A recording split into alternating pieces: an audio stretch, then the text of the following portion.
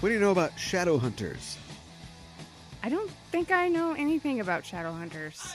What can you derive honest. from the word shadow hunters? They live in the shadows and they hunt. Ooh, or maybe they hunt shadows.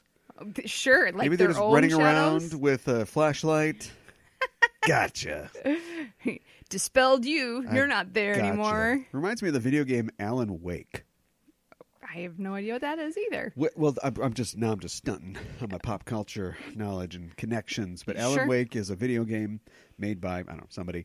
And the whole idea is that you're an author, and it's got a real John Carpenter Into the Mouth of Madness vibe. Okay. In that, like, you are an author that goes to a town that you're kind of a Stephen King type author, and you go to Sure. this town, and like things are happening, and some of the things are things that like you've written about, and maybe you're Okay. writing the story you're in. Okay, sure. But anyway, that's an interesting idea. Now, what's the play mechanic? Because it's a video game, Right. and the play mechanic is like you run around. It's a third-person shooter, and you fight shadow beings, and you have to weaken them with a flashlight before they are vulnerable to your bullets. Okay. So that's kind of like All hunting right. shadows. Yeah, it is. Well, this Shadow Hunters is a show on Freeform, Okay. Disney's network. Oh. Now I don't. Are they getting rid of it now that they're going to have Disney Plus? Are Here's they where going to the get rid of Freeform? the stunt. I crash and burn on my stunt because Freeform is ABC Family, right? Or is I there have still no an idea. ABC Family? Anyway, it's their family network. Okay. They have this show Shadow Hunters, and they have canceled it. Okay. There's a finale special, I think, coming up, or their final season's coming up, actually. Okay. But it's been canceled, and that's that provides consternation for the fans of the show. Sure. And like a lot of fans of shows that are on the bubble or canceled in this day and age, the fans have taken to Twitter and they have a hashtag Save Shadowhunters campaign. Okay. But All right. Freeform, aka Disney, did something kind of interesting What do they do? that incited their fan base. They have a show called Poppin' Knowledge, which is basically like, again, speaking of pop culture, Yeah. who owns pop-up video Oh, or good question. whatever that it's not, or is it back? Like, I don't think it is. I feel like that is dead and gone, and Yeah. I don't know why. I think more than ever people would appreciate that sort I of thing. agree. Especially because, I guess, well, it's the licensing, isn't it? Because nobody plays Yeah. music videos, Yeah, you're right. and you'd need the licensing to play a music video on TV. Yes. So anyway, so what they do is they play old movies, like Disney movies, and then Okay. they do a pop-up video type thing on it. Okay. Well, they were playing Toy Story, Okay. and there's a scene where Andy, it's been so long since I've seen Toy Story, but he like shakes a magic 8-ball, Sure. and the answer comes up, "Don't count on it." And one of the pop-up bubble that comes up when he's shaking the 8-ball says, "Will Freeform save Shadowhunters if I keep tweeting about it?" Don't count, count on on it. Oh my gosh. Well, I guess whether people like that. No, I'm guessing they did not People like that. Did not like that at No. all. Some going to the limits or the extent of saying, well, I was looking forward to Mary Poppins, but maybe I just won't be seeing that because clearly Disney and Freeform don't respect their fans. Oh, well, that's a little upsetting from the fan point of view. I don't think it's going to necessarily really hurt Disney that much. I think that lots of people are going to go see Mary Poppins. Even though the reviews are not quite the magic. Oh, really? Yeah, you're going to need a spoonful of sugar for this one. Oh, boy. Okay, I had not heard that yet. Huh. All right. I still think people will go out and see it, but that's a little upsetting, I guess. Yeah. So. Hashtag spit spot. Spit spot. Stay home. I guess.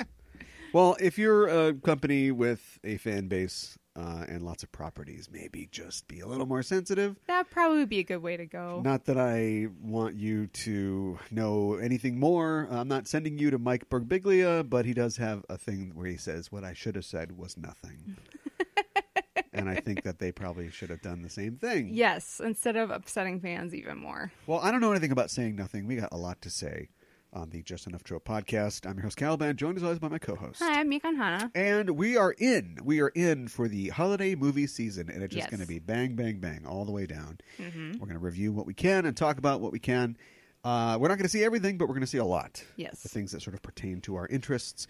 And so that to that end, we'll be talking about Into the Spider-Verse today. That's right. Our review of Into the Spider-Verse and a discussion about all the things that you see in it. Mm-hmm. It's one of those movies that is very aware of its long history of the character.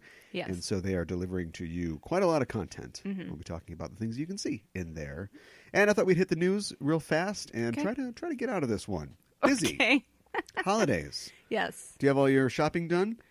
Not even close. Oh, great. How All about right. you, Cal? Me either. So Okay. it's good that we're going to keep this somewhat short. But there is a lot of movies like we talked about. Bumblebee has a 97% in Rotten Tomatoes. Wow. Yeah, and people are saying that impressive. it's the Transformers movie. At this point, 5 into this thing. I know. It's the Transformers movie that we've always wanted. It only took 10 years. Well, didn't you say that you were kind of interested in seeing this one? I am, yeah. Which is saying something. We don't have it scheduled to talk about on the show, but maybe we'll get a chance to stick it in the next couple weeks before. Yeah. Or maybe after the first of the year, we can just kind of double back and Sure. talk about Bumblebee. But I'm interested. Yeah. Mm-hmm. I've heard good things. Maybe it'll be kind of more like the TV show. Or, That's what I've heard. Yeah. Maybe it'll also be the recipient of lowered expectations. Sure. Because at this point, we're just like, oh, boy. We don't have very high expectations for these films. That's No, true. or for a John Cena film in general. But Yeah. but it's got that Haley Steinfeld, and she's of course in Into the Spider-Verse as well. So Okay. she's doing good. Yeah. I liked True Grit, Yes. and I haven't heard her album. I don't know anything about That's okay. her except she was good in True Grit, Yes. which that was a while ago now, huh? That was a while ago now. Yeah. Yeah. A couple years ago. For So sure. anyway, she's doing good. John Cena's doing good. Yep. So are we. Let's talk about the news. Well, we'll talk about Spider-Man box office a little later in the show when we talk Okay. about Spider-Man. But Sure. first we should talk about other box office successes or perhaps failures. Specifically, Mortal Engines came out this weekend. Mm-hmm. And we don't have a review for that either, simply because of time. But that is one that I want to see, despite the fact that it made $7.5 million this weekend against a $110 million budget. Yikes. That's it's a big range there. That could be, I don't have any stats in front of me, but that could be the biggest flop of the year. That, that really says something. I feel like I know we're at the end of the year, but I feel like there are a lot of films that came out this year, and some, did not. I can't think of any off the top of my head right now that did not do as well as projected, but that's a huge detriment. Yeah. It looks like it's going to make around $43 million worldwide this weekend. I feel like the latest Jurassic World movie didn't do quite as well as projected, but it still did better than that, is what my gut is saying. Yeah, I think so too. They have their work. I don't know where they're at in terms of the threequel, Right. which is going to come. Yeah. And I guess Trevorrow is back directing for it. So Okay. So changes. Yeah. I'm assuming that they're going to try to get ahead of it. It's different. You've got all the players. It's not like God knows what they're going to do for Episode 9. For Star Wars. Although you have to imagine that even though they stood by, somehow we find ourselves talking about Last Jedi again. Yeah. Even though they kind of stood by what was delivered, they have to be aware of people's dissatisfaction. Yes. And that's going to change, I'd imagine, some things that happen, but I kind of hope so. maybe not. And I mean, there's nothing they can do about it now, but I don't know how they're going to reconcile Princess Leia not actually being alive anymore. I mean, yeah, it's a problem. It is a problem. And it's like, why did you guys have to kill off Skywalker in the last one? I wish they had not done that, because that felt kind of like last minute, and and he's gonna project himself at this one place, and it's gonna use up all of his strength, and he's gonna just disappear. Well, I think that was always the plan. I guess. I just think that it's not a great plan. It's not a great plan. Sometimes you have an idea and you go, well, this is how it'll happen, or I want this specifically to happen. Well, how do we get there? We'll just kind of figure some stuff out. And I know. We'll just get there. And it's like, well, maybe you could allow the story to change and develop based on. You always hear that, and I mean, I'm not I've written some stuff, but like real deal authors will sometimes tell you that the characters just take you someplace. Sure. It's like, I wanted to do this, Mm-hmm. but this character, you just had to do this. Right. And I don't have any names for you, so I don't know if those turn out to be good books or bad books. But you can always tell when in a movie they've got some kind of set piece or some kind of story contrivance, and you're like, how did we get everybody here to make sure that happens? Yeah. Preview of my Spider-Man review, but we're not there just yet. So anyway, God bless the makers of the Hobbit films and the Lord of the Rings. I know. It seemed got a real Wachowski situation here. Yeah. Where it's like, what happened? It looks really bad. It was always a long shot, though. I don't think that this is quite as popular as people thought it was. Yeah, I don't think so either. And I got to be honest with you. Which is weird, because The Maze Runner, I feel like, eked out 4 movies. Yeah. And nobody's complaining about them not making money. They're doing fine, so... I gotta be honest with you. I mean, I know that people know Mortal Engines and have read it. I had no idea what it was, and I saw a trailer for it, and it was like, I don't know what's going on, and it's supposed to incite excitement in me, but it's like, I seriously have no idea what this movie is about. Yeah. How are people It's about cities that are on wheels. Right. What's the problem? But, like, I just, like, wonder, like... They must have thought they were exciting people who haven't seen or haven't read the books to come see it. Well, it's goofy for sure. It's a very Doctor Who kind of plot. Yeah. And it's the kind of thing that I'm sure it's fine in a book, but it really begs to be on screen, right? Yeah. But then they put it on screen and people are like, what is this? Right. So, I don't know. You know what? I want to see it. You do? Yeah, I'm not going to make any promises, but maybe a talk about Mortal Engines, instruments, whatever it's called. his dark mortal materials. Right. We're just going to combine a bunch of books here. Coming up on the show. Good news at the box office. Aquaman, of course, is out overseas, so to speak. Oh, okay. And it is kicking ass. It's made $261 million overseas. Woo! That's $189 million of that in China. Okay. So Chinese are coming out for Aquaman. Yeah, not for Crazy Rich Asians, but for Aquaman. Yeah. So. Yeah. All right. Or Mortal Engines. Yeah. Okay. Well, Aquaman comes out here next week. Hoping it's a good film. Remains to be seen. Yeah. Well, I mean, how do we pre-review it? I don't think we do. I hope I like it. It looks like the kind of film that would make $200 million in China, which is, I think, we're just going to see blockbusters become this more and more. These huge, brightly lit. Yeah. It's so dense. I know. It kind of reminds me of like Valerian. It like kind of looks like that. And again, no figures. Valerian probably did okay in China. Probably did. But supposedly Chinese people don't really care about Star Wars-y stuff. Yeah. They don't like Star Wars. Yeah. So, I don't know. They like Marvel, I started the show talking about... and DC, I guess. I started the show talking about how much I knew about pop culture, and I don't know those numbers. But I'm going to say it probably did okay. Yeah. But wasn't a blockbuster. Yeah. So that's what you're looking for. Speaking of looking for things... Yes? I was like, I'm good at this. Kanye West is looking for Hideo Kojima. Oh, boy.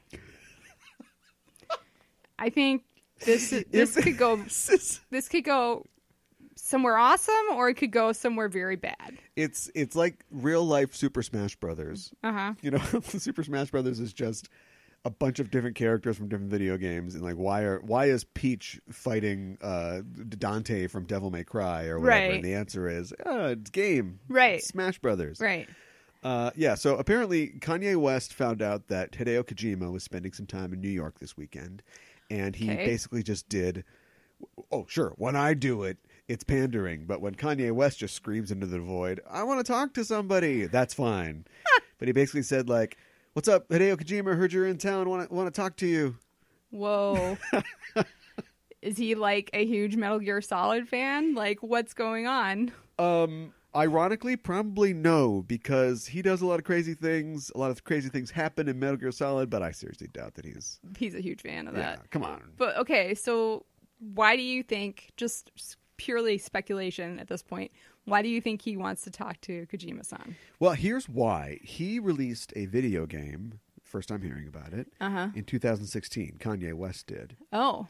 Or there's a trailer at least, and it's an iPhone game called Only One, and it follows Kanye West's mother's journey as she ascends through heaven.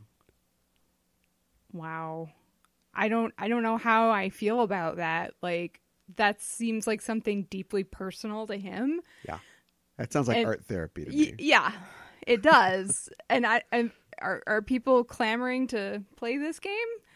I don't know. It's still being developed. Okay. And I don't really know anything about it. Okay. So people think that it's possible that he wants to connect with him for that reason. Okay. And of course, Kojima, who is what still feels like recently, but I guess it's not recently anymore, departed from Konami over 2 years ago now after the completion of Metal Gear 5, is working on a new game called Death Stranding, which, if Kanye West was a game, it would be Death Stranding. Only there'd be a black person in it. It's right. Instead, we've got Norman Reedus and Lea Seydoux and Mads Mikkelsen. Okay. But as far as like babies inside your mouth, and there's radar dishes and invisible mud or something, and Lindsay Wagner. Wow. So yeah. People are speculating that he wants to collaborate or has some kind of idea. Which I gotta say, I don't hate it. Yeah. And the Game Awards producer Jeff Knightley, Kaylee, has apparently tried to reach out to both of them to try to make it happen. So. Oh, really? Yeah. Like, let me help you both out here. Yeah. I want to see this happen. Okay. Let's do this. All right. So, yeah, that's what's going on with that. Best Good of luck. luck to them. Best of luck. I think the theme of Kanye's mother on some kind of Paradiso sort of journey through heaven. I think Hideo Kojima would be into that. Okay. Yeah. All Throw in right. a giant robot or two. Sure. We're good to go. So we'll see what happens with that. All right. We've got some casting news from the DC side of the universe. The DC Universe streaming service, specifically. Okay. Joel McHale has been cast as Starman. Tell me who Starman is again. Oh boy. Starman is a legacy hero of DC Comics. Okay. And he's got different incarnations, but he generally has he's got a magic rod or something like that, or sometimes it's a technological rod. Okay. And so he flies around and does, he's a hero. He's in Star City or something like that. Okay. Are they going to play like David Bowie while the show goes on at all? What are you doing? Yeah, I don't know. Maybe. Okay. Maybe. All right. He's probably best known, the version of the character called Jack Knight, who's created by James Robinson. He's got this cosmic staff, and he, he's the son of like the Golden Age Starman or whatever. Okay. Yeah. All right. So he's like a techno hero, but there's also like some sort of cosmic and magic things kind of crossed into it. Okay. And he does, and it's, the 90s version of the character was developed, in 90s DC Comics. So they're not exactly Vertigo, but like Vertigo-esque, goofy stuff, existential villains, a real sort of weird kind of thing. So I don't know if they're going to continue that, and this will be a part of the Stargirl show. Oh, part of the Stargirl show. Mm-hmm. Okay. Yeah. All right. How is he? I mean, he's Starman, she's Stargirl. How are they related? Oh boy, that's a good question. Okay. I don't know my DC quite well enough. I know that Stargirl was the incarnation that came after the 90s Starman. Okay. And she has the cosmic rod, and then her Uncle Rusty is Stripe. Like he's pilots a big robot. You've seen him on the JLU cartoon. Oh, okay. Stargirl and Stripe. Star and Stripe. All right. Yeah. Also, Lou Ferrigno Jr. Whoa. has been cast as Our Man. Who's Our Man? Our Man.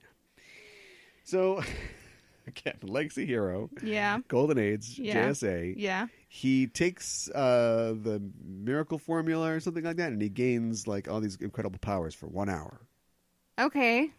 Kind of reminds me of what's his name from Doom Patrol, who can only be out for 60 seconds before he dies. Yeah, there were a lot of hooks like that in Golden Yeah. Age comics. Yeah. You can't just run around and be Right. Superman all the time. Exactly. Gotta have limitations. Yeah, you can. Yeah, I know, right? Or you have to be Clark Kent. right. And that bitch Lois is always trying to figure out your secret identity. You're just throwing it into the sun. Oh, man. And so that's Lou Ferrigno Jr., so I guess that's 55%. He's given 55%. Because his dad gives 110? Well, we don't know how much the wife is giving. Oh. It's going to be at least 55%. We kid, but our best wishes go out to Lou Ferrigno, who was in the hospital recently. Oh, really? Yeah. I didn't know that. He was. It's nothing that serious, but he had some kind of injury, but he was tweeting that he's doing okay. So hopefully Okay. he's doing fine still. Okay. Yeah. And one more DC casting item: Ian Ziering. Remember him? No. Wait,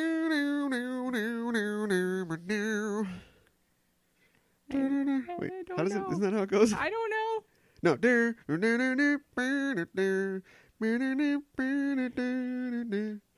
I feel like I should know this.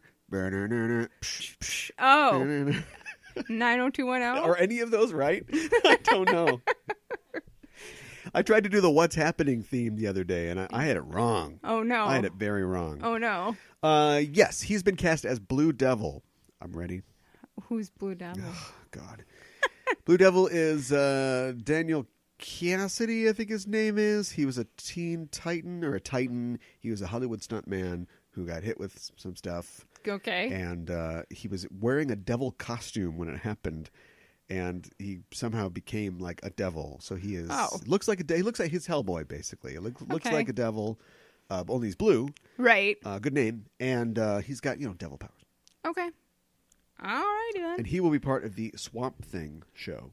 Oh, okay. As far as I know, not really I think he's maybe in some ways he's a Swamp Thing character, but not primarily associated with Swamp Thing. I could be wrong. Huh. Well, they could just be looking to add to the roster of characters. Getting a real workout. Yeah, DC exactly. knowledge. Do you think Constantine will be in Swamp Thing? Of course. Okay. Matt Ryan's chomping Okay. at the bit, I'm sure. Yeah, I'm sure. Being positive. You've seen the Downton Abbey trailer. I have. What do you think? There's not a lot to tell from it. It just looks like it's how many years later. And I mean, we don't really get to see any of the characters at all. We see the bell ringing and people running, but we don't see anybody's face or anything. So. They've already. So, how old can everybody be? Because we got through. I know. Matthew went to World War One, and so Mary would be conservatively in her mid-30s in 1920 or 1918, right? Yeah. At the end of the war, because Matthew comes back. Spoilers, I guess. Dies in a car wreck. Right. And I don't remember when the show finishes up. I can't remember off the top of my head. I know they're kind of squarely I feel like they're squarely in the 20s Yeah. or they're in the late 20s or something Sure. like that. So Because there was a lot of flapper-esque dresses and sure. stuff. So, and then we can also put it at there because there's a lot of stuff's going to go on. And Yeah. right before, so you think movie, let's do World War II, right? Right. But that's going to Mary's going to be pushing 50. I don't know Right. if they want to do that. Yeah. I've seen a promotional picture, and it's there's a little kid. Little kid. A little kid. So I don't know if this is her kids she already has, or if this is Right. her new kid? her new kid from Matthew husband, Good. race Yeah. car driver guy. Yeah. I don't know. All I'm saying is you can get into the abdication and the whole Wallace Simpson thing. You can get into the rise. Want to Yeah. comment on stuff. You can get into the rise of fascism and that sort of thing. This is true. And Chamberlain appeasing people if you want to do history stuff. Right. But my question is, can people get their own freaking tea at this point? Yes. When but does do the they servant? want to? What's the true end of the servant class? Because this whole thing is set up. Julian Fellows came up with this thing. That's his name, right? I think so. As it's in the twilight of the sort of master servant sort of Right. dialectic. Yes. And get your own tea. Yeah, I know. The microwave. I know. Heat it up. That's what I'm saying. So anyway, we'll see. We'll definitely be covering that when Yes. it comes out. Did we already talk about Netflix Cowboy Bebop? yes. I think we mentioned it, yes. I saw in a post from that hashtag show that they got their hands on a character breakdown. Okay. And I won't go through the whole thing. Okay. But it is, it's positive. Okay. That's good. Their character breakdowns on their sort of casting sheet Mm-hmm. are great sort of one-paragraph summaries of the characters. Okay. That's good to know. They're not looking to... Also, he's got a funny dog that follows him around. Yeah, they already I have a know. funny dog. Yeah. They haven't really changed anything, it looks like. That's they're looking good. for a Asian or partially Asian man for Spike Spiegel. Also Sure. Asian or mixed heritage woman for Faye Valentine. Black or partially black guy for Jet Black. Okay. Pretty much any ethnicity for Ed, Vicious, Julia. So they're not going to whitewash this thing. That's good. Yeah. That's really good. Well, I mean, they're also doing a Ghost in the Shell Yeah. animated show. It's Yeah. animated, but Yeah. yeah. So I think they have learned the lesson of the Of Death Note? The Death Note lesson? the Death Note lesson. I was going to say the Ghost in the Shell 2017 lesson, but Okay. yeah, Maybe a little bit both. little column A, little column B, Yeah. and if the A is Asian and the B is black. Right. People don't want you messing with their stuff too much. Yeah. So. Yeah. Well, speaking of messing with stuff and also discriminating against people, Lucretia Martel is a name that you probably would not know. No, I do If not I know. just dropped that like I just did. She was one of the directors she's an Argentinian director Okay. who directed a movie called Zama. It was a comedy. All right. And it was, highly regarded. And she interviewed or was approached to direct the Black Widow film. Okay. Which Guessing she turned it down or something? Well, yes and no. Okay. Ultimately, Marvel hired Kate Shortland, director of Lore. She's an Australian director. Okay. But they talked to over 65 female filmmakers. Well, that's promising. Yes. And they said in their meeting with her, she revealed this in an interview, that they really wanted to focus on the character of Scarlett Johansson, her character of Natasha Romanoff, Sure. to the point where they were offering to take care of the action scenes if she didn't feel up for it. What does that mean? It What means does that mean, take care of? That they would get somebody to direct the action. I think I saw this somewhere, and that's really insulting. Like, why do you think that a woman can direct, but she can't direct action? Yeah, Lexi Alexander just punched her Uber driver. Yeah, Hearing exactly. That's kind of upsetting that happened. this. It is, but if I may, Yeah. for just one moment, Mm-hmm. put on the... Shouldn't the Devil's Advocate have a fedora? Yes, Put on the probably. Devil's Advocate fedora. Uh-huh. Maybe that's our title. Sure. And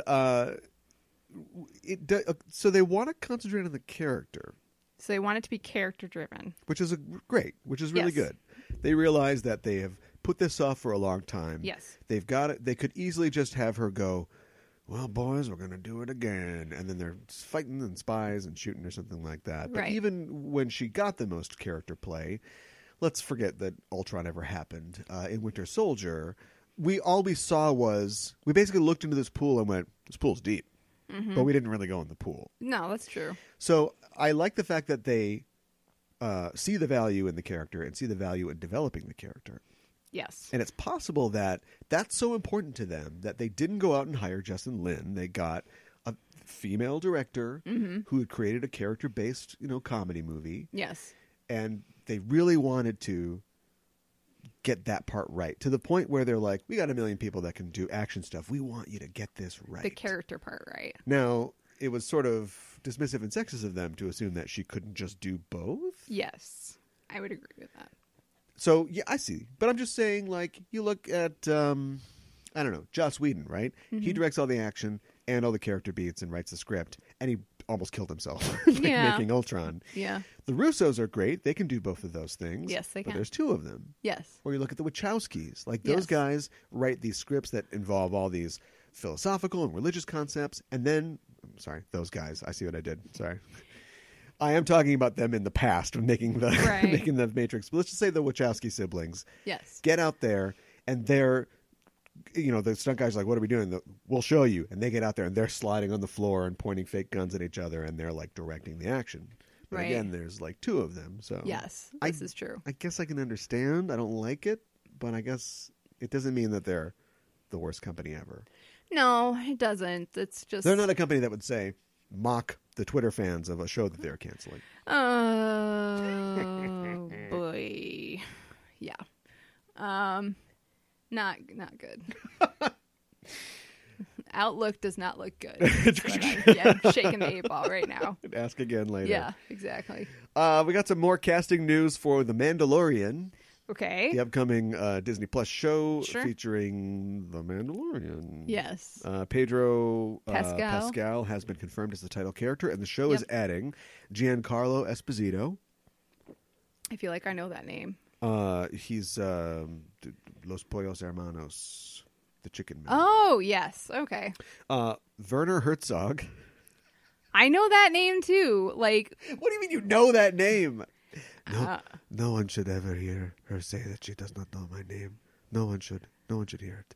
I don't. The director. Oh. Film okay. director, documentarian, and sometimes actor. Oh, I didn't realize he was a sometime Tries actor. to convince Jerry to give up his penis to save the life of shrimpy peoples on Rick and Morty. Oh. The human is obsessed with his penis. Well, forget all that crap because we got a stew going. Carl Weathers is going to be in this show. What? Oh my goodness. That's amazing. Yes, and why not? Why, exactly. This is going to sound why not? horrible, but I didn't know he was like doing stuff still. Do you know what I mean? But then I thought about it and it's like, why isn't he doing stuff? Yeah, I don't know. There's no good reason. If Liam Neeson can hobble around and like punch people, like we can get Carl Weathers up on a fence with 13 takes, jumping over it. Let's do an Action Jackson remake. Yeah. And he's like Jackson's dad, or there's another Jackson, and he's like gonna tell this Jackson what it is. What it's all about. Yeah. Yeah. That would be awesome. Anyway, I just want to hear words like Mandalorian and Kyber Crystal come out of like Carl Weathers' mouth, you know? Yes. Yes, that would be excellent. Just can't wait. So that's good news. Looks like Doctor Strange director Scott Derrickson will be back for Doctor Strange 2. Okay. I hope that nobody criticizes him because he is just going to snap. Oh, really? Yeah, there was a thing recently where you know that we're in a war, or apparently there is a war on films from film critics, or there's a war on film criticism. I'm not sure which side it is fighting who, okay. But people were complaining about something, and then he got involved, and it has nothing to do with, and then he basically, like, people insulted him, and then he went on a long rant about how film criticism is broken, and I'm like, Scotty boy, you're not talking to film critics, you're talking to trolls. Yeah, that's absolutely true. And film that's critics a distinct... Don't go Jordan Vogt Roberts on us. Yeah. Film critics might not like what you do, but they're going to be respectful. You're not talking to film critics. You're talking to shitbags on the internet. Right. And right. You should know the difference. Yeah, no, I agree with you. You really should. Yeah, there I don't think is a Sinister's very distinct good. difference. At me, bro. Let's do this. The big news is that, guess what? Women-led movies outperform male-led movies at the box office. I saw this article somewhere. Says a study. I didn't actually get a chance to read it, but... Oh, want me to kind of shoot it out for you fast? Sure. They studied, this is a company called Shift 7. It is a creative artists agency and technology company. The group is led by Amy Pascal, so take that for what you want. Okay. But they studied films from 2014 to 2017. Okay. Which, again, small sample size. It is a small sample But what are we size. talking about? Yeah. We don't care who was in It Happened One Night. Right. We're talking about current trends. Right. And yeah, the current trends say that the female-led films outperform the male ones at all levels. Okay. Blockbuster, mid-size film, independent film. Okay. And they analyzed 350 top-grossing films. Okay. Released between 2014 and 2017. And they had the under 10 million budget category, 10 to 30, 30 to 50, and 50 to 100. And then also, super blockbuster over 100 million. Sure. Things. And at each level, the female-led ones outperformed the male-led ones? That is correct. Okay. Female-led films, the women had to be the lead actor. They had to be, above the title. Sure. And, yeah. I find that a little surprising just because I don't think there are as many of them. But I guess that's a good statistic to Yeah. make. Well, I mean, they're just looking. I don't think they're looking at total box office divided by blue and pink on a pie chart. They're just saying Right. what was the top in every category, and it was Okay. a female film. They also noted, so all those films together surpassed $100 billion, and each of the Okay. films that they cited passed the Bechdel test. Well, that's cool. So, Jamie and Caitlin, job's done. You can just wrap it up. Just wrap it up. Turn off the lights on your way out. Oh my goodness. No, don't do that. Wow. Well, then, I mean, that is a positive thing. I didn't see Red Sparrow, but I'm guessing that was one of the ones that they included. Actually, that was 2018, wasn't it? Why did you immediately go to Red Sparrow? I don't know. It was like one of the only ones I could think of off the top of my head. But I guess that's 2018. That paragon of female representation. And Peppermint is 2018 also. So the subtitle here for the cheap seats, what you're doing is you're going back through the past 3 years, Yeah. and trying to find female-led films, Yes. because you don't feel like you've seen a lot, Yes. but you're coming up with films from this year, Yes. that were bad, Yes. and probably not great examples. Exactly. Okay, all right. Yeah. So- That's exactly where we're at. So the Alien Covenant, would that do I you at all? suppose, yeah. Yeah. What Okay. about Girls Trip? God, I don't even remember hearing about that, but sure. Really? Yeah. Don't worry, folks. Hey. It's a work in progress. Hey. Wonder Woman, of course. Well, Wonder Woman, yeah, for sure. Ghost in the Shell made a lot of money, Yeah. Okay. didn't it? In my mind. I think so. I'm trying to think of like other films. I mean, like the 50 Shades of Grey films for sure are probably Yeah, included. That's true. Yeah. Does she have top billing? I don't know if she does or not. I If feel she like doesn't, she should. yeah. That's like the condition for doing it, period, and then doing Yeah. 2 more and hating every second of your life. Right. But it better say whatever her name is on the top. Yeah, I know. Here's somebody else's name I don't remember. This is all going to change, of course, once Downton Abbey comes out, and it's got, what's her name on top? Oh my God. My the actress who Bones. plays Mary? Yeah. Yeah. My Bones British woman. British girl. McBritish girl. Doesn't make any sense. Oh. That or the dog will be on top. Oh my gosh. I hope not. ISIS 2. ISIS 2? Are we sure it's just 2? It could be Or- 3 at this point. Or maybe it's Osiris. Oh man. Comes back from the dead.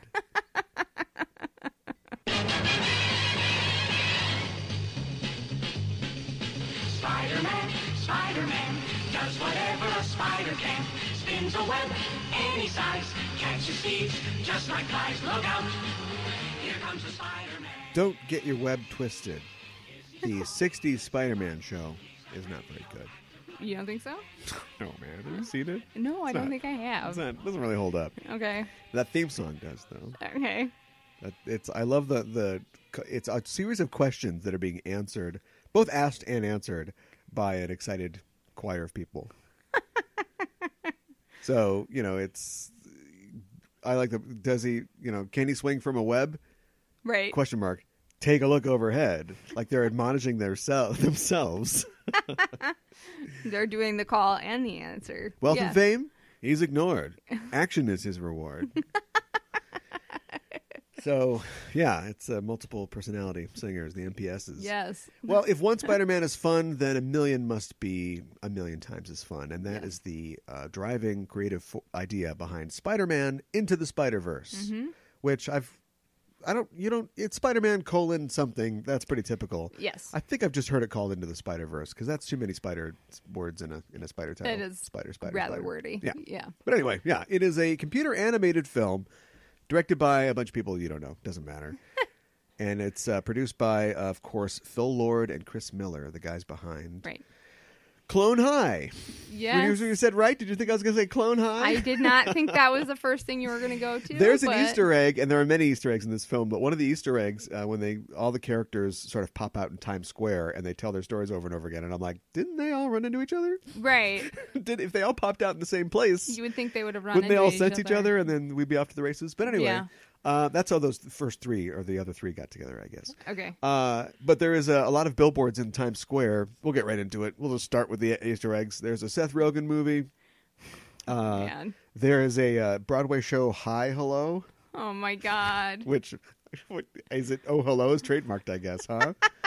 Which of course stars Nick Mulaney, who's John Mulaney, who's voices Spider-Ham. Yes. And then there's a Clone College poster showing Abe Oh. and Gandhi. Okay. So it's a hypothetical sequel to Clone High, where and it looks like Gandhi's got a flat top. It looks like the House Party poster. So Nice. Wow. I want that. Yeah, I'm sure you do. With the success of the Lego films, Lego Batman, all the Lego. This guy's a Lego. The other guy's a Lego. Right. Not Solo, but they got out just in time on that one. Yeah, they did. Like, shouldn't we be mining their material for stuff? Yeah. So where's the Clone Absolutely. High reboot? Come on. Yeah. There are a lot of things that are rebooting, so why not that? I don't see a problem with it. So, especially with their cachet these days, Yeah. you know. I want a Rope of Sand Smoking Raisins musical. Let's do it. Okay. No one has any idea what I'm talking about. No. We're going to move on. It wasn't written by Miller, though. No. Stories by Lord and screenplays by Phil Lord and Rodney Rothman. Yes. And it stars... Oh, boy. Let me just read out who it stars, because it's a lot of people. It is a lot of people. Shamik Moore stars as Miles Morales. Yeah. Jake Johnson plays Peter Parker. Haley Stenfield, excuse me, get her name right, plays Gwen Stacy. Mahershala Ali, I got it right that time, Nice. I think, plays his Miles's uncle, Aaron. Aaron Davis. Uncle Aaron. Yeah. Yep. Brian Tyree Henry, who was a Paperboy on Atlanta, plays Miles's dad. Okay. Lily Tomlin plays Aunt May. John Mulaney is Spider-Ham. Nicolas Cage is Spider Noir. Yes. Liev Schreiber appears as the Kingpin. And man, who am I forgetting? Here's somebody who doesn't get billing. I don't think that she is on the poster, but she should be. Catherine Hahn Yes. That's as Octavius. Yes. That's a lot of. She's like Liv. That's a lot of Octavia. Or something like that. Yeah. Yeah, Liv for short. Yes. Yeah. So it's your job. Tell me what happens in Into the Spider-Verse. Okay. Oh boy. Miles Morales is kind of like an everyday kid. He's a kid in New York. He lives in Brooklyn. And his dad is a cop. His mom works in the health industry. I don't know if she's a nurse or a doctor. It's not really made clear. Anyways, he goes to this kind of prep school where he stays overnight for the week. And he's been doing it for just 2 weeks and he doesn't really like it that much. So he's trying to get kicked out. He loves doing art, specifically, spray painting stuff, tagging things. Sure. And his uncle is actually really supportive of this. And so one night, his uncle takes him to this place. It has a great wall, and it's kind of down by the subway station, and it's just kind of like this abandoned area. And together they create this pretty awesome tag. And Miles is pretty proud of it. And while they're doing it, there's this spider that has the number 42 on it for some reason, is kind of walking around and he's all over. And right before they leave, he bites Miles and Miles just kind of swats at it. So basically the next bulk of the film is about Miles kind of coming to terms with the fact that he has new superpowers, and he kind of comes to this conclusion by reading a Spider-Man comic where everything that's happening to him has already happened to Spider-Man, aka Peter Parker. Convenient. Yeah. So he's totally freaked out and he doesn't know who to talk to, and he goes back to where he tagged the wall and somehow gets involved. Spider-Man is fighting Kingpin and he sees him and Spider-Man is whoa, you're like me, because Spidey sense. And he's I'm gonna help you. But first, I gotta do this thing. So things happen. Peter Parker in our universe, as we know him, dies. But there's this machine that opens. What? What? Well, it depends on what you consider to be our universe. Okay. So the movie doesn't belabor this too hard, and I think that's good for a general audience, but it does basically use the idea of the Marvel multiverse to tell this story. And so it doesn't matter for us sitting in the theater, but technically we are not in our universe. Okay. This is the ultimate universe that the movie starts in. Okay. Sure. Which is why there is a Peter Parker and also a Miles Morales. Right. Yeah. Okay. So there's this machine that is used, and it opens up the multiverse. So all these other Spider men and women, animals, what have you, come from other Spider-Verses into Miles Morales' Brooklyn. Right.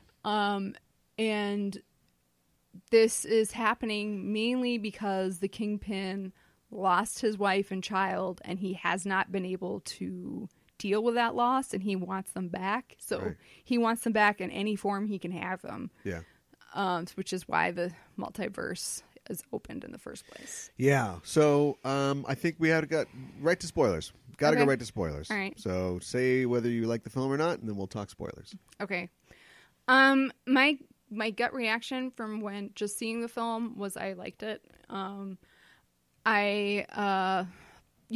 I was really excited to see all these different Spider people interacting with each other. I was especially excited to see Spider-Gwen on the big screen because I'm a huge fan of Spider-Gwen. But, thinking about it more, it's maybe not as good as I initially felt it was. I still enjoyed it. I think I would still say I recommend seeing it. I think that the visuals are amazing. Yeah.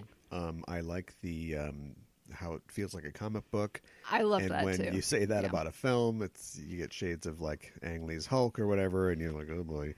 But they really do some good okay. So they have those Marvel motion comics, which they take an episode of Black Panther or something like that, and they go, we must protect Wakanda, and it's just still panels, but you kind of whack. Or if you read a comic on Comixology and you go to the dynamic view where it sort of does the panel by panel for you, right? It's like there's something here, but I don't need a comic to be a movie. Right. I want to read a comic, but I get that they are closely related art forms. Yes. This is the best cinematic version of that. It uses conventions of comics, but still delivers a kinetic story, and it's not just a Pixar, everything is sort of looks like a toy. Right. They use the sort of dots, overlay and stuff like that, and things have textures, and the process that they want to patent the process that they've used because they know that they've got something here, and they don't want anybody else to use it, which I think is a good idea. Yeah. So just for that, I think the movie is worth seeing. I think the story is very weak and an afterthought. And we'll talk about that a little more when we get into spoilers. But yeah, I would give it a solid B. If you're going to see it, you're going to see it. Yeah. And it's got an A+ cinema score, so everybody loves it. I'm the only person who doesn't unequivocally love it, but I still like it. And I think that it is definitely probably going to signal the beginning of a whole animated Spider-Verse for Sony. Yeah. The one good idea that Amy Pascal ever had, other than get Kevin Feige's help for this Tom Holland movie. Yes. So yeah, go check it out. Okay. Spoilers? Yep. Kingpin. Entering the spoiler zone. Great example of what we were talking about at the beginning of the show, which was we've got something. How do we get there? They decided on their own that the original villain of the Spider-Verse crossover, Morlun, who is an interdimensional vampire, was too much. Too much. Okay. And I agree. Yeah. I agree. So instead they substituted Kingpin, who, is associated with Daredevil now, but began as a Spider-Man villain. And I did love the design of Kingpin in the film. They were clearly going off of the Bill Sienkiewicz look from Love and War, Okay. which is a Daredevil a comic book. Okay. He's like a giant square with a tiny. He's little just a head. square with a head stuck somewhere in the Yes. middle. Yeah. And I'm trying to pull him up here. Sure. Very, very imposing. It actually comes up as a suggested Google search. Oh, really? Yeah, this is like the picture here. Okay. You don't even know that you're looking at a person, do you? No, it just looks like shapes. This is his yeah. arms. This is his vest. That's his head in the middle there, see? Okay. Yeah. So they're definitely going for that sort of thing. Actually, artist Jim Mahfood, Oh, sure. former guest on the show. Mm-hmm. Follow him on Twitter, and he was pointing that same thing out. I guess he was working on some designs for like a Kingpin comic, and he was drawing on Sienkiewicz stuff, and he's like, "Oh yeah, I noticed this in the movie." So that's definitely what they're going for. And so as the bad guy, he needs a motivation. What's his motivation? Why does he want to do this? He wants to reach into other worlds to get a version of his wife and son who aren't dead. Yes. How did they die? Well, they got scared and they drove away and they got hit by a car. Yes. Which is so lame. It's just so lame. It's so random. Yeah. It's just like we need them to be dead. Why not have them? And it's sort of like it's kind of how Matt gets his powers in this shitty 2003 Daredevil movie. They Yeah, see Wilson I know. Fisk doing something bad. How do they not know that he's the He's kingpin been bad of crime? for this whole time. So they're like, no, and while they're running away, they just become completely reckless and they get wrecked. Yes. Dumb. It is dumb. Why? I guess that's the consequence of his action. Why not have like one of his villains or the enemies that he's made like Kill off them. Yeah. You know, maybe you can't because there's a joke in this film at the very beginning about how it's approved by the Comics Code Authority. Yes. And I haven't gone through bit by bit, but I bet there's some stuff in there that is not approved by the Comics Authority. Well, you even said something about a certain Biggie lyric that should not have been included with this animated kids film. Don't get me off track. Okay. I'm so. What do you think of the soundtrack of this film? It's funky. It's funky. I liked it. I mean, I liked the song that Miles kept going back to. Oh yeah, the one that he sings to himself, which Yes. is a whole other thing. And the one he sings to himself to make himself relax. I'm so white and lame that I can't tell if something is really I listen to Black Panther soundtrack, and I'm like, I know that Kendrick Lamar Yes. organized it or worked on it or whatever, and it's like, all right, yeah, it seems pretty, got the sign off Right. from a talented black producer. Yeah. When, don't get me wrong, I liked it. It sounds cool. When Miles hits the street and it's like, meow, meow, Yeah, I know. I'm like, we're doing Biggie Smalls? Yeah, That's I what we're know. doing? I know. I mean, it's a great song. Favorite of all white guys that went to college in the 90s. No Fantastic Voyage? Aw. Coolio was in Daredevil, 2003. Oh, okay. Yeah. True. But I'm listening to it. I'm not even focusing on the screen anymore. I don't even remember what happens because I'm just listening. Are we going to get to girls walk to us, want to do us, screw us? Right. We didn't, Okay. but we did get if the head right, Biggie there every night. So yeah, you can just tear that Comics Code off right there. Yeah, I think so. But I don't know if they even thought about that. It just Probably not. So it immediately put me into question as to whether all the other sort of rap or R&B-esque songs in the film were picked from a 45-year-old white guy's iPod or not, Right. or even a Zune. Ooh. Got 'em. Got it. Myself. Yeah. So back to Kingpin. That's for me pretty emblematic of the kind of thoughtlessness that went into assembling a lot of the film. Yeah. I don't disagree. He's the bad guy. You know how Yeah. you need a good villain for a good bad guy? Yeah. There's no villain in this except him, and he's just there, and he does bad stuff, and he's actually punches got, people. and he shoots people and whatever, and Yes. we know he's bad. He's even got you've set up a good motivation for him, where we could actually kind of feel sympathy for him, but Yes. it's not really ever designed to do that. No. And also, you've got multiple universes. I thought it would be cool if he wants them so bad that he's going to turn this thing on, and it's implied that it will destroy the multiverse or shake the city apart or something. Yes. Even though it's on for hours and hours and nothing ever seems to go wrong. Right. And the whole thing is they kind of show up, but then they're like, no. And they run away. And that's Lake Bell's part of the film. Yeah. Yeah. And he's like, oh, well, now I'm going to punch you, Spider-Man. What if he brings over Vanessa and she's a supervillain Vanessa? It's like the Queen Pin or something like that. Yeah, And now yeah. he's got a problem. He's like, all right, Spider-Man, I need you to help me get rid of these people. You know, you were right. I shouldn't have done this. And, yeah. No, that would have been more interesting. Punch him real hard. Yeah. But first, touch him romantically on the shoulder as a callback to that weird thing before. I know. That's weird. And then tie him up for the police, and I guess you've avenged your uncle, even though... Do the police know that he shot your uncle? I don't know if they do. I don't know that you can prove it. It happens so fast in the film. I'm like, wait, how did his uncle die again? Like, you know, it's just... Got shot with a gun. I know. Yep. Yeah. Look, you can check that the equation works. It's like chemistry, right? Mm-hmm. Chemistry 101. Stoichiometry. We're balancing equations. Yes. Right? Does this convert and line up with this? Mm-hmm. But the equation could be NaCl, Na plus Cl, salt. Right. A very boring equation. Or it could be an equation for nuclear fission. Yes. Turning uranium into plutonium and like waste product. Right. It could be an exciting equation. Yes. This is complete as a film, but it is just very uninspiring, in my opinion. Yeah. And you give Miles his powers, and I know he doesn't know how to use them, and he doesn't even have web shooters, fine. Right. But we just go the entire... There isn't like he gets them, and then he's got to learn how to do them better. Like, look at Batman Begins. Yeah. He goes... He's in a Chinese prison or something. That's how the movie starts. Right. And we come back, he's wearing a ski mask, and he's sticking a stapler to James Gordon's neck, and right. Give me the information. And then he kind of stumbles as he leaves, and then he realizes he needs more, and he needs more until finally he can like, Batman. Right. Because exactly. you gotta do that, I guess. Nice coat.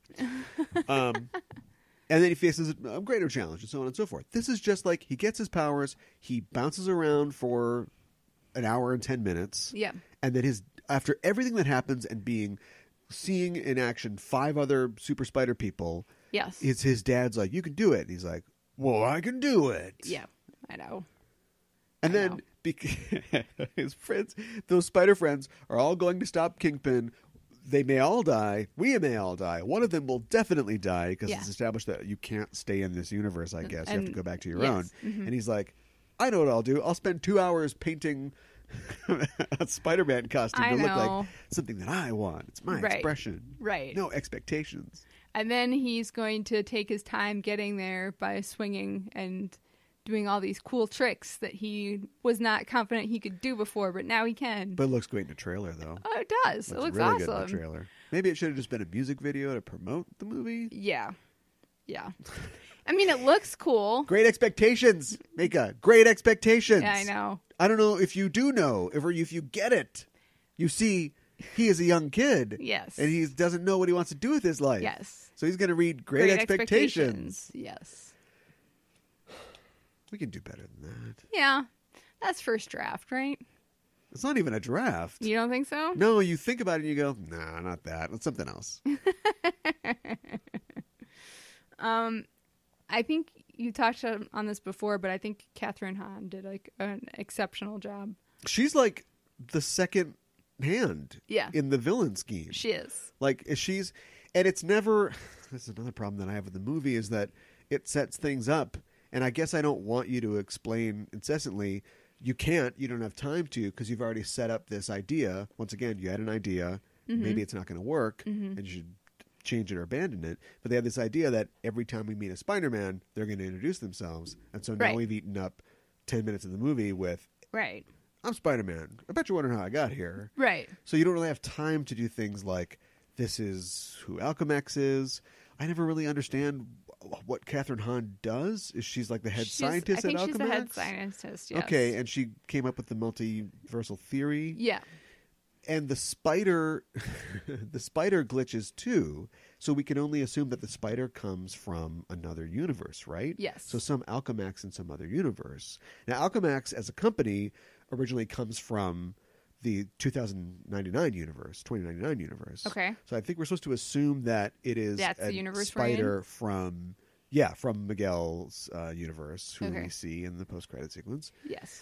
And so that tracks back, and I guess that would explain why he's monitoring the universes in the end credit sequence. But all that seems really important, and maybe not just something that you throw in for a meme joke at the end. Yeah. It's the juggernaut bitch of the 2010s. Yes. Let's have Spider-Man pointing at each other. Yeah. Real Real funny. I felt like the Lego movie, Yes. or excuse me, Lego movie, but also Lego Batman Mm-hmm. was a better exploration of the universe of the character of Batman Yes. and his stories, Mm-hmm. and to some degree the DC universe. And I felt like this was an attempt to do the same, Yes. only Phil Lord doesn't know a lot about Spider-Man. Didn't grow up reading Spider-Man. Yeah. It just seemed like we spent all this time introducing all these characters, but we're not going to really dive deep into them, which, I mean, I guess you don't have to, but it just kind of seems like you could do something. But yeah, it just kind of Like seems like the Spider-Ham's- other spider people are kind of like an afterthought. Like they're just Spider-Ham kind of there. is there. Yeah, they're all there to deliver specific jokes. Yes. So why pick? First of all, Spider-Man Noir is just a dumb idea. Period. But They wanted Nicolas Cage, I guess. well, they wanted like something different, and he's like Yes. the Batman type character. But the whole thing Yes. is he shoots and kills people, and this is a kids movie, so he You can't doesn't have shoot that. and kill anybody. No. So he can make a joke about being gritty, and he does nothing gritty. Yes. You bring in the anime character of Penny Parker, Yes. who the whole Spider-Ham's whole bit is that he's a cartoon character, and everybody comments on it. She's from an anime. She's an anime I character. know. Is she not animated like an anime character? She is. She totally but nobody is. says a word about it. Yeah, I know. And then you bring Spider-Ham in, who has a long, long history. Like, his comic book ran for a long time. He has a whole backstory and stuff, and he's just there to give jokes that John Mulaney would throw out, wouldn't even put in his act. He'd be Right. like, I'd work on that a little bit if that was me, and I am me. Yeah. So it's lazy. For all It the is a work that they little put lazy. into the amazing visuals and just the design of everything. And then this is my thing. Every week we talk about, like, the script is like the first part, and technically I know it's not easy to write a script, but it is like the least labor intensive part. Yeah. You just put a guy in a room for six months and he walks out with a script. Right. Whereas you've got people compiling and rendering for 2 years to make Yes. something, and it's just like, why not start with a good script? I know. Apparently they did an assembly cut, and this is how Lord and Miller make a lot of films. This is why they got fired from Star Wars. Okay. The original cut was like 2 or 2.5 hours long Okay. because they just record a lot, they kind of storyboard a lot, and then I'm sure they previs a lot, and they put it all together. And now I'm kind of wondering. Actually, I'm not wondering. I always like their films, but I always wonder about the sort of structure and pacing of their films. Sure. For as much as I like Lego Batman, I think we've talked before about how Lego Batman has 2 moments where the hero has sort of premature enlightenment. You know, you get this thing where it's like, there's a problem. Okay, well, I think I know what the problem is. And you try a solution, you go, I did it. And then it fails, and you go to the belly of the beast, and you realize that you don't know what you're doing. Right. And you got to come back from there. Right. And there are 2 moments like that in Lego Batman. He gets his team together, Yes. and he's like, I could do this. And they're like, okay. And then he does it, and it doesn't work. And he learns the value of like teamwork and working together. Right. And then the movie goes on for another 10, 15 minutes. And they reach another point where he goes, all right, now I'm going to lock you all in the bat jet and kidnap you, fly you away so I can do this alone. Right. Only to fail again and then learn the lesson that we all need to like work together. Yeah. And it just seems like, well, we had a really good set piece, and so we wanted to put that in the middle, and we'll just do the thing twice. Yeah. And it's not necessary to do it twice. No, like the pacing in this is just, stuff happens. I liked when he and Peter B. Parker, Right. who should just be Peter Parker because he's the real Peter Parker. Right. He's from our universe, Right. quote unquote, 616. I like the Alchemax infiltration scene for the most Yeah. part. I like his attitude in general because he's just kind of like, I get it. He's like, okay, I got the password. I know that, Right. like, whenever a villain enters a password, you got to look at their password. And then he's like, then he's going to say, like, oh, we have to do this right away. And like, Right. yeah, You so have 24 hours. I like how he's Yeah. just kind of over it, Yeah. which that's what our Spider-Man should be. I guess I haven't, I read Superior Spider-Man, but I'm still kind of confused about how old Peter Parker is supposed to be. Okay. Because they used the one more day to wipe out his marriage with Mary Jane. But they kind of also just de-aged him, too. Because Peter Parker should be like 40 Yeah. by now. Yeah.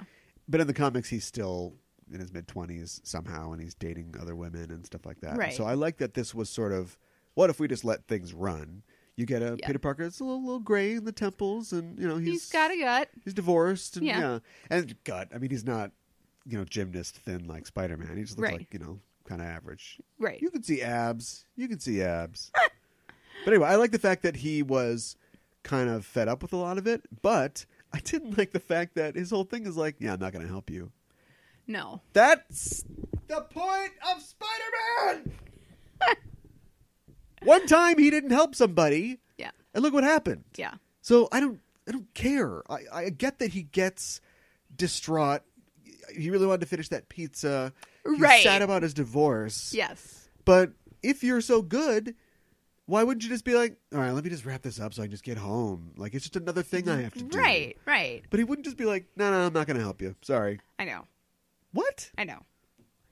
But we need the movie to be 2 hours long. And my thing is, just find another complication. Right. Right. And I think that would be easy enough to do. I mean, maybe give Kingpin something more to do, to make him more of a menacing villain. Yeah. I liked Mahershala Ali as Prowler. I'm glad they had that in there. It's a big part of Miles' kind of origin story, if you will. Sure. So it's important that it's all there. But if you cut him, it wouldn't make any difference in the film. Yeah. You've got the connection to, like, he helps him graffiti or whatever. Yes. But he's killed as an afterthought by Kingpin. Miles wants to save the universe anyway. It's not like he Yes. needs the extra oomph of, you killed my uncle. Plus, he doesn't really visit any extra vengeance on him or even mention that to the cops at the end. So if you just lifted that out of the film, you would not even notice that it was gone. No, you're right.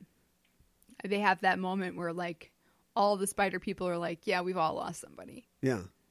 And he gets the reveal where he goes to his uncle's apartment for some reason, I guess, to get He was writing him a note, like he reassurance because he yeah. trusts his uncle. Yeah. And so we have a little chase scene there, and then he sees that his uncle is the guy. But again, if that was cut, it doesn't matter that he knows whether it's him or not. Like, none Yeah. of that really needs to be in the film. It should be in the film, but it doesn't have to be in the film. Right. And that's not good. You need all your scenes to need to be in there. Matter. Yeah. Yeah. No, I agree. Catherine Hahn, Doc Ock solo movie. Yeah, that'd be awesome. She was very menacing, I thought. And her arms were they looked like vacuum hose cleaners. Yeah, I was kind of wondering what was going on. Like, they seemed like they were biological, maybe. Mm-hmm. I don't know. I was trying to think of all the different versions of Doc Ock, and if there's one that fits that. And even I'm not really sure about the Ultimate Doc Ock. Okay. I didn't read a lot of Ultimate Spidey, but I know that there's never been a character like this. That she's kind of an invention for the film. There has been a female Dr. Octopus before, Okay. in 616, but not essentially just a mirror version of Him. Doc of Ock. the Doc That's Ock, yeah. kind of crunchy granola hippie. Right. So I don't know. I mean, I don't like it when they change comics to fit movies, but I wouldn't mind if that character somehow found her way into the Marvel Universe. Yeah. That'd be awesome. I wish they'd given Spider-Gwen more to do. And they, like... What do you mean? The female hero has to be the no-nonsense one that goes, come on, guys, we gotta do the thing. What? Stop having fun. Like Gamora. Like we gotta any character keep ever. this on track. Yeah. And I think you even said this, like, Miles, like, his hands are super sticky, and so he, like, gets his hand stuck in her hair, and that's how she gets her cool asymmetrical haircut. She could just have a cool haircut. I know. It's Like, just why did we need that scene? Yeah, why is there... Yeah, I know. I didn't... And it's all ostensibly about him. So, okay, so now we can talk about the sort of particulars that I promised before. The movie's made $35 million. Okay. Might make a little more today, on Sunday, when we're recording this. Sure. So probably around $40 million, Mm-hmm. which is pretty good. It's a Respectable. record for the animated movies in December, Okay. and it'll go on to make more. Yeah. And so they've already greenlit a sequel and a ostensibly Spider-Gwen spin-off film that we now know will feature Silk and Spider-Woman as well. Okay. And will probably follow up on the romance between Miles and Gwen, Okay. which I guess they're setting that up here. They're hinting at it, yeah. But you go through all this stuff about him trying to want to talk to girls, and he doesn't. And I don't think he should. I think that the whole sexual reward thing, we need to get away from that. Yeah. But it seems like it's leading up to him finding the confidence to be Spider-Man, to fight back, and also to be like, hey, with a girl. Right. But instead, it's just a setup for him to cold cock Kingpin at the end. Which is bizarre. Yeah, we spend a lot of Really time weird. meet-cuting them. Yeah. And then they don't become a couple. Yeah. I know. There's not really even a promise of it. There's a little thing No. between them before she leaves where it's like, all right, well, friends. good and they, job. Like, shake hands. Yeah. Yeah. Yeah. And that's it. Yeah. Yeah. And, yeah. I don't know. I don't know what to say. I wish they'd given her more to do. I just don't think she has a lot to do. And then you mentioned this as well. Like, she's at, like, the scientific place. I can't remember what it's called. Alchemax. She's there and she's got a lab coat on. I guess Why? She was infiltrating I guess. them. I mean, because she shows up in her costume, like, several minutes later. But it's like, what is she doing there? Does she have an internship there? Does she work there? Is this her after-school job? I think it's a call back to the Emma Stone Spider-Man, Amazing Spider-Man. Okay. Because she works at Oscorp or whatever. Right. And there are a lot of things in here that are like that. Easter eggs that are there in that sort of, Condiment King, kind of way, like in the Lego Batman film. Like, I remember this. Or he's got the bat shark repellent or something. It doesn't have any connection to anything. It's just a reference. Right. So we see, like, when Spider-Man, blonde Spider-Man, which... Yeah. If you've got a skinny young Spider-Man and a crow's feet gut Spider-Man, yeah. I can tell them apart. You don't have to make him blonde. Right. A blonde Spider-Man is a very specific thing in the comics. Uh-huh. Now, you're not doing the Clone Saga. You're doing Spider-Verse or Geddon or whatever. Right. But anyway, we see him case somebody upside down. Thank God that's still in the cultural thing. And he's stopping a train and he's doing the Tobey Maguire dance. Yes. Again, here's your opportunity to just have Tobey Maguire in the film. Yeah. They didn't do that, though. So those are all just references, I think. And so I think that the Emma Stone thing, I think that's a reference to that. Well, and the young Spider-Man at the beginning is voiced by Chris Pine. Yeah. So he sings the Christmas song, too. Does he really? Yeah. So anyway, yeah, it's just this kind of weight of references that have nothing to do with anything or are not really, like, integrated well. Mm-hmm. Like I'm pointing at you. Right. It goes on for so long. It wasn't that funny. The meme is one shot. One picture. One panel. And anyway. I'm just it's just like we've got a quota of sort of gags to put in. Mm-hmm. And they're just visual gags and they don't really I don't know. I wish that the story was stronger and better and that like that all the spider people from the different Spider-Verses like had something unique that only they could bring to the table. Yeah. And they just chose them for a sort of diversity of visual styles. You got a black and white guy, an anime girl, and a cartoon pig. Yep. So that's why they chose them. Mm-hmm. And my thing also is like over the end credits sequence, there's this, what is to me the apotheosis of these animated sequences that we get now at the end of during title sequences, like Suicide Squad. Hey, remember all that stuff from before? Here's the kaleidoscope of guns, because Joker. Kaleidoscope of hearts, because Harley. Right. This is like the ultimate, all right, shut it all down thing where you just have this weird kaleidoscopic pop art thing with like a million Spider-Men having a party and they're trying to eat each other and they're jumping ditches in the spider wagon. Yeah. And I both was just... It reviled me. Like, I was just aghast. But at the same time, I was like, well, this should have been the movie. You picked 6 Spider-Men, and that's it. Yeah. There's UK punk Spider-Man. There's Indian Spider-Man. There's so many Spider-Men. Sure. Why not just have something at the end where they turn the machine up a notch, and they've all got suddenly there's hundreds of Spider-Men, and you could use just use every idea. It's like in the Lego Batman movie, how like Condiment King for crap's sake. Like, yeah, I know. Why not take the potential of this and just go all the way with it? Sure. And if you say you're saving it for the sequel, you know my rule. Don't save anything for the sequel. Why would you? Because you don't know if you're going to get one. And you're going to have people like me going, Spider-Verse. Right. Spider-6. Right. Yeah, I know. Yeah. And then it's like, why didn't like 6 different Vanessas and Richards come through or something like that? Like, what was the problem with that? Because they didn't care about that. I They guess. didn't write that. They were like, so what does he do it for? His wife's dead. Okay, great. And they never thought anything about Here's that. another question for you. Are they the only individuals who come through from other universes? They stick a hair in there. They have their DNA or whatever. They show that happening. Okay. But my thing is, like, as soon as...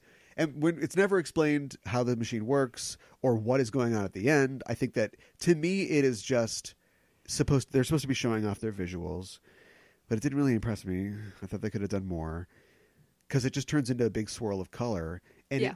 it seemed like the animated movie version of the CGI F-fest that these mediocre superhero movies always turn into. Right. There's always a laser going into the sky, and then Cara Delevingne is going... She's wiggling Right. around, and there's guys jumping out and throwing. It's chaotic, and nobody knows what's going on, and that's just kind of what it felt like to me. But since all the Spider-Men are in there, that should attract more Spider-Men, right? Just like putting Vanessa's hair in there brings Vanessa out. Yeah. And can I ask a question? Yes. So you're saying that Spider-Gwen has the same DNA as Peter Parker? The DNA thing doesn't even work. No, it doesn't. It doesn't even make any sense. No. Why would Nicolas Cage, a Japanese girl, and a pig all be drawn to Yeah. having Peter Parker stick his hand in this thing? Yeah, I don't know. That doesn't make any sense. It doesn't. The whole point of the multiverse thing is that there is they call it the web of life and destiny or whatever, and there's this... It's taking the worst parts of Straczynski's run, the idea that there's a magical totemic power to Spider-Man's thing, and it's not just a kid Sure. got bit by a spider in a story written in the beginning of the Atomic Age. Right. But they're all mystically kind of connected or on some sort of level of reality. And so they have a connection to each other. And they're like, well, we've got this Vanessa thing. Well, she puts their hair in there, and so it Right. comes out. Doesn't even... I want to start thinking about it because Because you're getting more angry? yeah, the cracks are showing up. Okay. All right. Well, any spoiler conclusion that you can come to? I just wish that they had to like all fight together to get rid of Kingpin or something like that. Instead, it's like, we got to send you guys all back to your different universes, and this is the order we're going to do it in. Yeah, shouldn't it be there's 6 of us?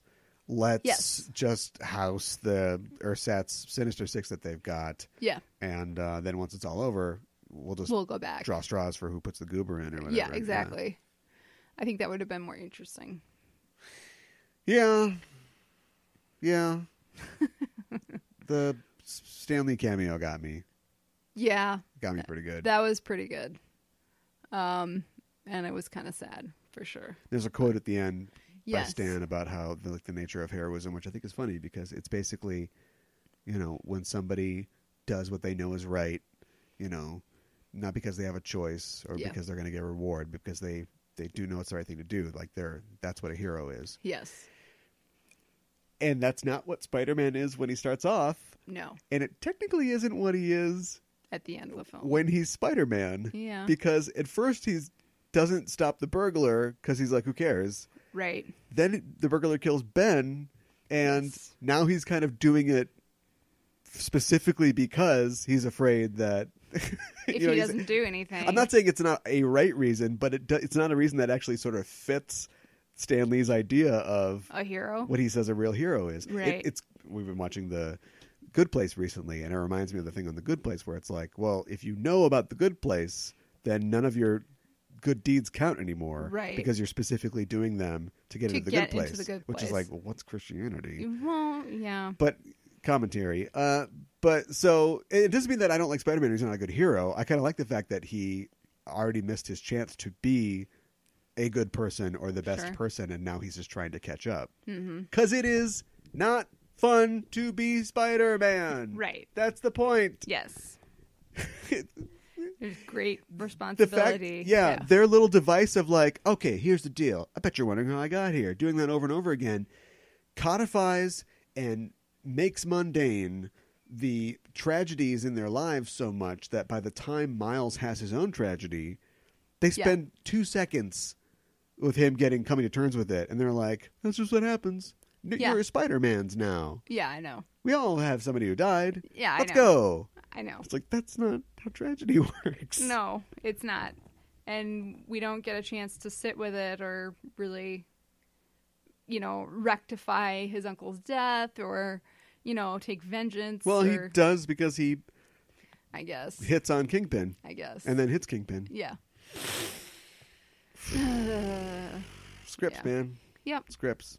It's Yeah. fine. It's fine. It's a good start.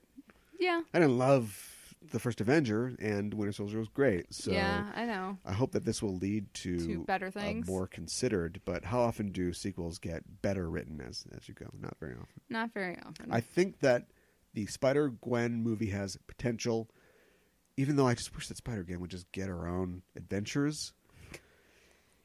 And not have to pull, because Cindy Moon and what's her name, Jessica Drew, they're from another universe. Yeah. Just let her be in her own universe for a while. Right.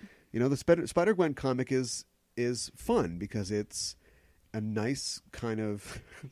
I can't remember if Miles calls 616 the karaoke universe or it's the other way around. But it's just a fun remix.